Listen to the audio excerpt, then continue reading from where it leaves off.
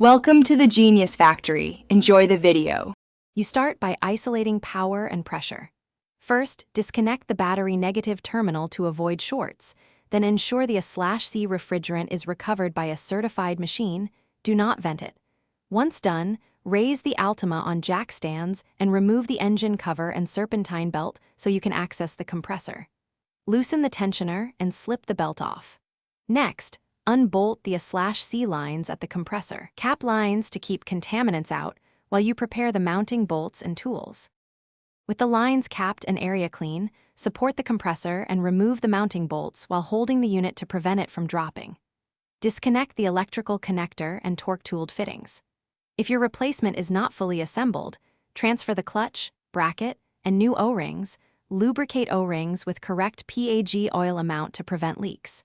Replace the receiver/dryer or accumulator and inspect the expansion valve. Debris here will ruin a new compressor.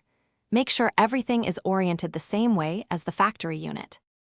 Reinstall the compressor, torquing mounting bolts to Nissan specs, and reconnect the electrical harness and A/C lines using new O-rings and proper torque. Once the system is sealed, perform a vacuum for 30 to 45 minutes to remove moisture and check that the vacuum holds for at least 15 minutes. This confirms no leaks. Then recharge refrigerant to factory capacity and add the specified amount of PAG oil. Finally, run the engine. Cycle A/C and verify pressures and cold air. If pressures are